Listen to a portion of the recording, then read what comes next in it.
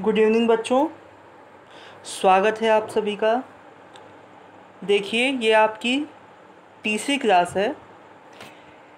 पिछले दो क्लास में मैंने आपको रेखांकन का इंट्रोडक्शन दिया था, साथ ही साथ रेखांकन की परिभाषा यानी मीनिंग और डेफिनेशन ऑफ अकाउंटिंग भी बताई थी।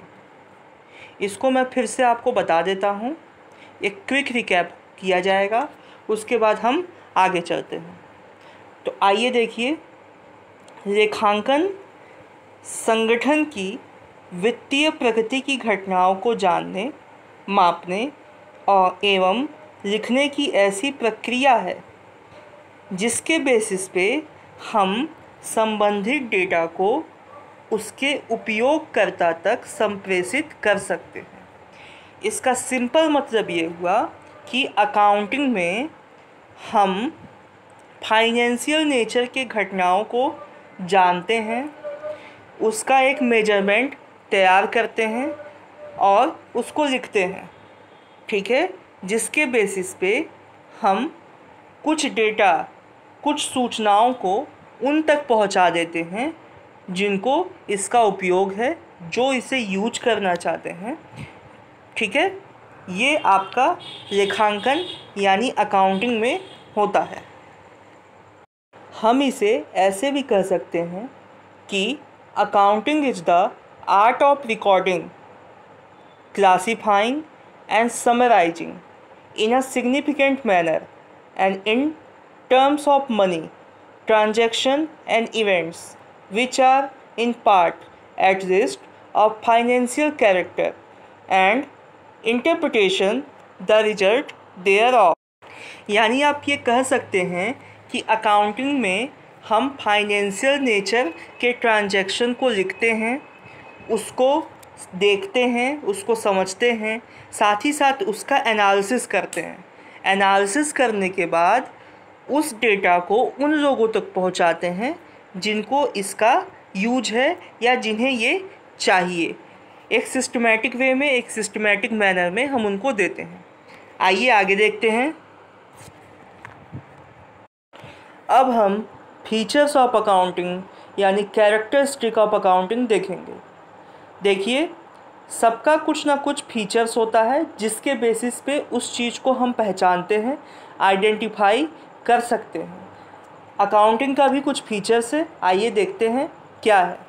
सबसे पहला फीचर है कि इसमें केवल इकोनॉमिक इवेंट को ही रिकॉर्ड किया जाता है, यानी ऐसे इवेंट जिनको मनी में मेजर नहीं किया जा सकता उनको इसमें नहीं लिखा जाएगा।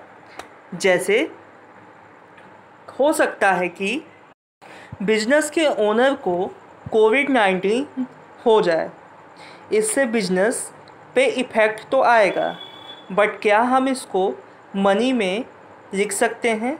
जवाब होगा नहीं।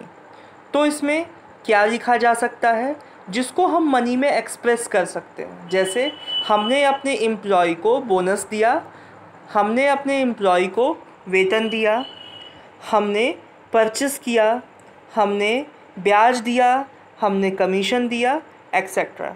यानी केवल मनी में कन्वर्ट होने वाले ट्रांजैक्शंस को ही हम इसमें लिख सकते हैं। आगे देखिए, पहचान, आइडेंटिफिकेशन। ये भी लगभग वैसा ही है कि आपको उन ट्रांजैक्शंस को, उन इवेंट्स को पहचानना होगा जो मॉनेटरी नेचर की हैं, वित्तीय प्रकृति की हैं। उसके बाद आपको उन्हें ही लिखना होगा। हो सकता है कि आपके एम्प्लॉय योग्य हों, ऑनेस्ट हों, स्वस्थ हों, इससे आपका बिज़नेस सीधे इफ़ेक्ट करेगा, यानी आपका बिज़नेस अच्छा चलेगा, बट इसको आप मनी में नहीं लिख सकते, ठीक है।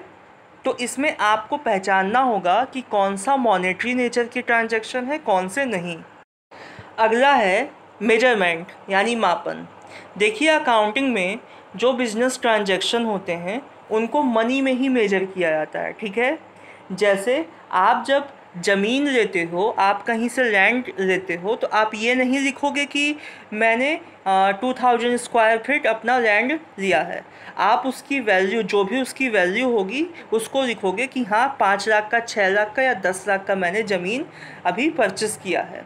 ऐसे ही जब आप माल बेचोगे तो आप ये नहीं कहोगे कि हमने 2 किलो माल बेचा या 3 किलो माल बेचा, उसका जो मॉनेटरी वैल्यू है वो आप लिखोगे। तो वही चीज़ कहा गया है कि जो भी ट्रांजैक्शन होंगे उसको मनी में मापा जाएगा, यानी मनी में उसको मेजर किया जाएगा। आगे देखिए, अकाउंटिंग में पुस्तकों को शुद्ध एवं स्पष्ट रूप से स्थायी रिकॉर्ड में रखा जाता है, यानी जो बिज़नेस ट्रांजैक्शन हैं उनको अच्छे से एक व्यवस्थित तरीके से लिखा जाता है, उसका समरी बनाया जाता है। ठीक है, जर्नल के ट्रांजैक्शन किए जाते हैं, उसको लेजर में लिखा जाता है, तलपट और अंतिम खाते में ले जाया जाता है। आप ये कह सकते हैं कि अकाउंटिंग में ट्रांजैक्शन को काफ़ी अच्छे से लिखा जाता है। बेसिकली जो जर्नल होता है, जो लेजर होता है, वो बुक कीपिंग का काम है और अकाउंटिंग उसके बाद स्टार्ट होता है। तो आप ये कह सकते हैं कि बुक कीपिंग और अकाउंटिंग का समेशन जो है वो अकाउंटेंसी होता है। उसके बाद सबसे अंतिम काम जो होता है अकाउंटिंग का, वो ये होता है कि जो भी लोग जानना चाहते हैं कि बिज़नेस में प्रॉफिट हुआ है या लॉस हुआ है, या जिनका हित बिजनेस में है, उनको वो मैसेज कन्वे कर दें, यानी जो अकाउंटिंग है उसका रिजल्ट उनको कन्वे कर दें, उनको दे दें। ठीक है, तो ये सब आपके अकाउंटिंग के कैरेक्टरिस्टिक थे। ठीक है, मुझे उम्मीद है कि आपको समझ में आया होगा। मिलते हैं नेक्स्ट वीडियो में, तब तक के लिए गुड बाय।